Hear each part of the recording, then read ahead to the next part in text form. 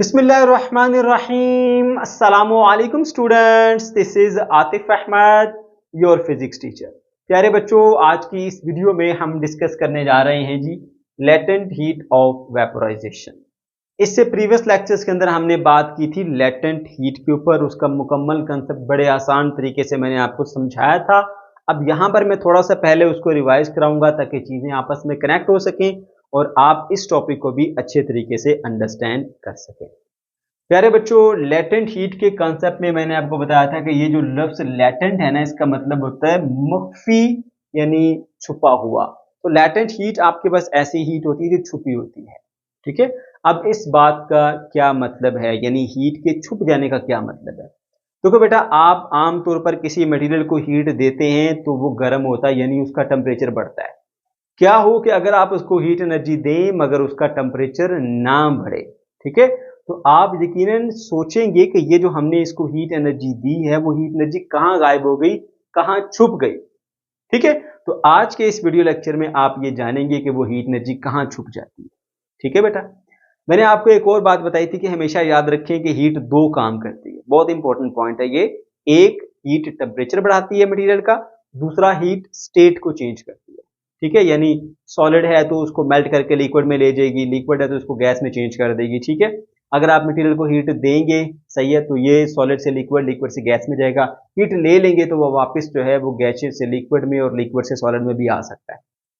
ठीक है बेटा, ओके। तो हीट एक काम करती है स्टेट को चेंज करना और दूसरा काम करती है टेम्परेचर को चेंज करना। हीट दोगे टेम्परेचर बढ़ जाएगा, हीट लोगे टेम्परेचर कम हो जाएगा। ठीक है बेटा, ओके।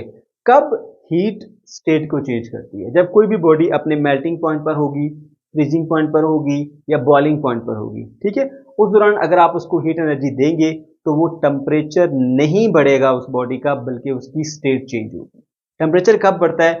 जब बॉडी अपने मेल्टिंग पॉइंट या बॉइलिंग पॉइंट के अलावा किसी और टेम्परेचर पर होती है, उस दौरान अगर आप उसको हीट एनर्जी देंगे बेटा, तो तब उसका जो है वो टेम्परेचर बढ़ेगा।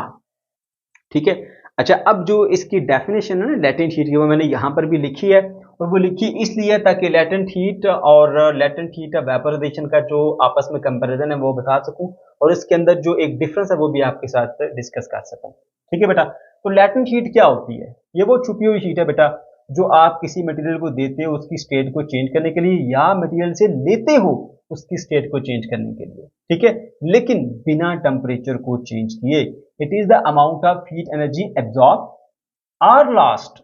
उसको दी भी जा सकती है, ली भी जा सकती है bye substance during its phase change. जब वो अपना फेज चेंज कर रही हो, यानी कि वो जा रही हो सॉलिड से लिक्विड में या लिक्विड से गैस में या गैस से लिक्विड में या लिक्विड से सॉलिड के अंदर, ये फेज चेंज होते हैं। ठीक है बेटा, जब वो फेज चेंज कर रही होती है विदाउट चेंजिंग टेम्परेचर, लेकिन टेम्परेचर को चेंज नहीं होने देना, तो उस हीट को जो आप देंगे फेस को चेंज करने के लिए बिना टेम्परेचर के चेंज किए, उसको बेटा कहते हैं लेटेंट हीट। या वो हीट जो आप लेंगे मटेरियल से बिना टेम्परेचर उसका चेंज हुए, उसकी स्टेट को चेंज करने के लिए, वो भी लेटेंट हीट होती है। ठीक है बेटा, ओके। इसलिए यहां पर क्लियरली मेंशन है कि हीट एब्जॉर्ब और लॉस्ट की भी जा सकती है, मटेरियल को ली भी जा सकती है।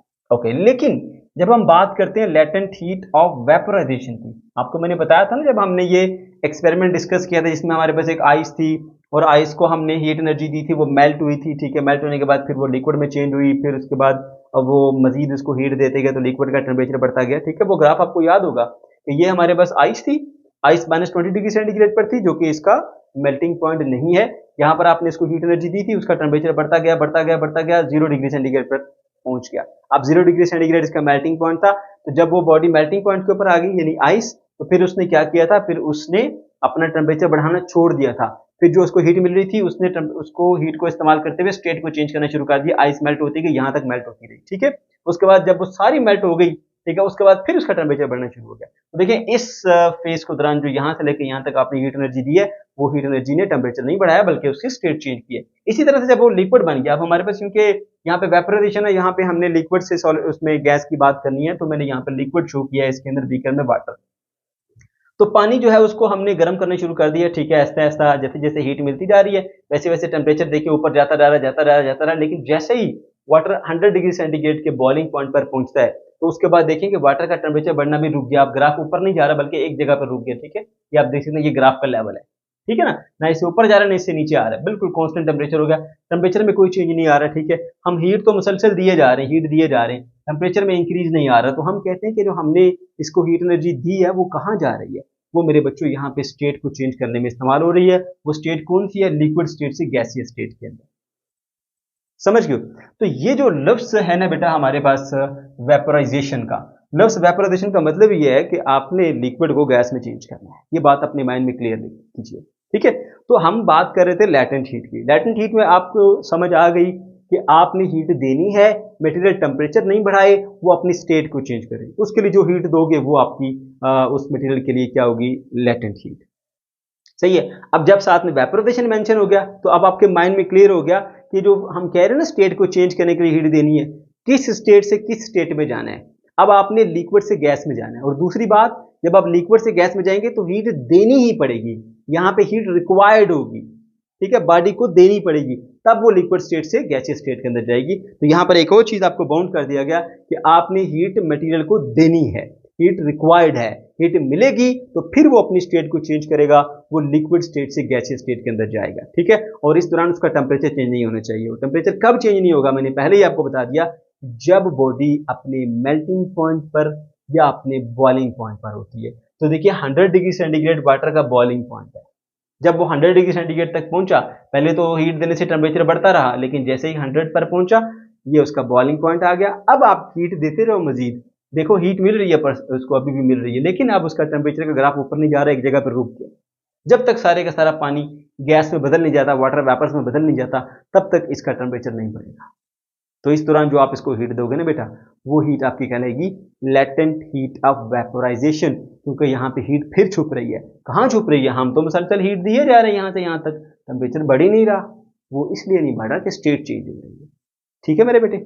अब आप इसको यूं डिफाइन करोगे, देखो जरा, amount of heat energy required to convert a given mass of substance from liquid state to gaseous state. पहली बात, amount of heat energy required, यहाँ पे हीट चाहिए होगी, रिलीज नहीं होगी, आपको देनी पड़ेगी हीट, क्योंकि आप लिक्विड से गैस में जा रहे हो, ठीक है। तो amount of heat energy required to convert given mass of substance from liquid state to gaseous state, यानी गैस की फॉर्म में, वाटर वेपर्स की फॉर्म में अगर आपके पास बढ़नी है तो, okay, gaseous state at its boiling point without changing temperature, उसके बॉइलिंग पॉइंट पर, क्योंकि अगर बॉइलिंग पॉइंट पे बॉडी नहीं होगी, उससे कम टेम्परेचर पर होगी, तो फिर तो हीट देने से टेम्परेचर बढ़ जाता है, इसलिए उसके बॉइलिंग पॉइंट पर और विदाउट चेंजिंग टेम्परेचर, टेम्परेचर कभी चेंज नहीं होना चाहिए, टेम्परेचर चेंज होगा ही नहीं जब बॉइलिंग पॉइंट आ गया। This is called latent heat of vaporisation. समझ गए मेरे बच्चों, मैंने आपको ग्राफ से भी ये चीज एक्सप्लेन कर दी है, ठीक है, और यहाँ पे डेफिनेशन भी मैंने आपको क्लियर कर दी है। उसके बाद आइए इसकी डेरिवेशन के ऊपर। अब डेरिवेशन यहाँ पर जैसे लेटेंट हीट ऑफ फ्यूजन में डायरेक्ट फार्मूले दिए हुए थे, ठीक है, इसकी भी डेरिवेशन बिल्कुल डायरेक्ट फार्मूले दिए गए हैं, तो स्टूडेंट्स को थोड़ी सी परेशानी होती है इसकी डेरिवेशन करते हुए, क्योंकि फिर उनको रटा लगाना पड़ता है, उसको याद करना पड़ता है। तो मेरे बच्चों उसका भी मैं हल लाया हूँ आपके लिए, डेरिवेशन प्रॉपर तरीके से आपको लिखवा देता हूँ। आप बताएंगे कि भाई आपके पास कुछ अमाउंट ऑफ सब्सटेंस है जो कि लिक्विड फॉर्म में है, या आप देख सकते हैं मैंने बीकर में रखी हुई है, लेट्स से वाटर है, ओके, इसका मास जो है वो स्मॉल m से डिनोट कर दीजिए, स्मॉल m मास है।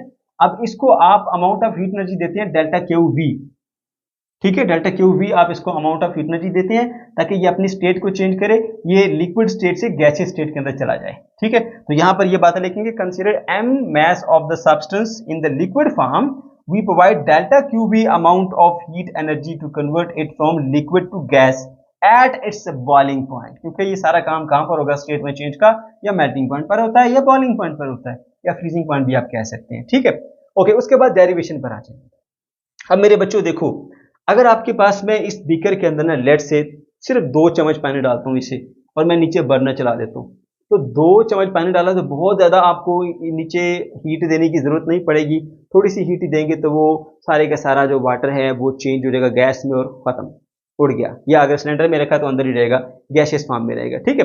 लेकिन अगर आपके पास ये अमाउंट ऑफ वाटर ज्यादा है, तो जाहिर सी बात है अगर ये पानी ज्यादा मिकदार में होगा तो फिर आपको हीट एनर्जी ज्यादा देनी पड़ेगी। जब आप हीट एनर्जी ज्यादा उसको देंगे तो तभी वो सारे का सारा पानी जो है वो एवोपरेट होके, एवोपरेट कह रहा हूँ, वेपोराइज होके उड़ जाएगा सारे का सारा, ठीक है।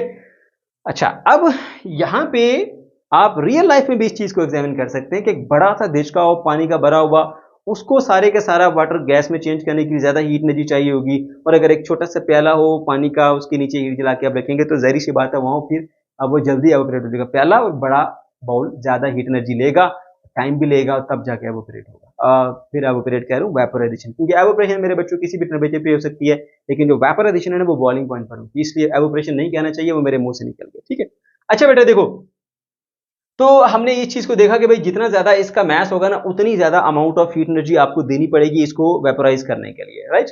तो यहां पर लिखा हमने कि delta Q V is proportional to M, जितना ज्यादा मैस होगा उतनी ज्यादा आपको डेल्टा क्यू वी हीट देनी पड़ेगी। इनके दरमियान में एक डायरेक्ट रिलेशन है, delta Q V is proportional to mess.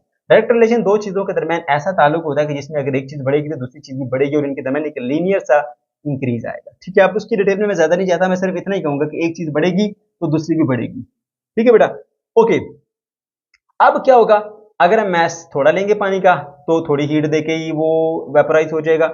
अगर उसका ज्यादा जो है वो मिकदार ली हुई है हमने मैस ज्यादा वाटर का, तो डेफिनेटली फिर आपको ज्यादा टाइम लगेगा, ज्यादा हीट देनी पड़ेगी, तब जाके वो वेपोराइज हो पाएगा। इसलिए इन दोनों के दरम्यान में एक डायरेक्ट रिलेशन है, तो मैंने लिख दिया।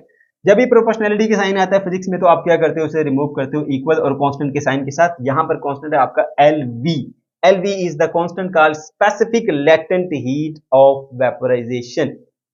ठीक है, इसको हम बोलते हैं specific latent heat of vaporisation. अगर हम इसकी वैल्यू निकालें तो m जो है वो इधर जाके नीचे डिवाइड हो जाएगा, LV is equal to delta Q we divided by m। ये जो साथ में v लिखा ना, ये सिर्फ इंडिकेट करे कि वेपोराइजेशन है। ठीक है, इससे प्रीवियस टॉपिक में हमने फ्यूजन की बात की थी, वहां पर f लिखना चाहिए था इसके साथ, बट मैं उसको लिखना भूल गया। अगर आप चाहें तो उसमें भी लिख सकते हैं। ये सिर्फ इंडिकेट करता है कि भाई यहाँ पे ये वेपोराइजेशन के लिए हीट दी जा रही है। अगर मैं f लिख दूंगा तो मतलब फ्यूजन के लिए हीट दी जा रही है, सही है। अगर सिंपल डेल्टा क्यू लिखता हूं तो उसका फिर मतलब ये भी समटाइम ये रहता है कि भाई ये वो हीट है जो कि दी जा रही है इसको टेम्परेचर बढ़ाने के लिए, सही है। तो अच्छा है कि आप साथ में लिख दिया करें। ठीक है, v या f, फ्यूजन है तो f लिख दें, अगर वेपोराइजेशन है तो बेटा आप इसको v लिख दिया करें।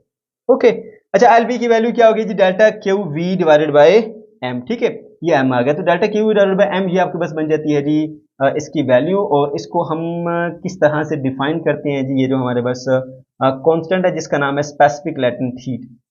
मेरे बच्चों, स्पेसिफिक लेटेंट हीट जो है ना, ठीक है, ये आपके पास किसी भी मटेरियल के जो एक यूनिट मास है ना उसको लिक्विड से गैस में चेंज करने के लिए जो हीट एनर्जी चाहिए होती है eight its boiling point and without changing temperature, उसे हम कहते हैं जी क्या, कि ये है हमारे पास specific latent heat of vaporisation. ठीक है, यहां पर मैंने उसकी डेफिनेशन भी लिखी है, मैं आपको दोबारा से इस चीज को पढ़ के भी एक्सप्लेन करता हूं।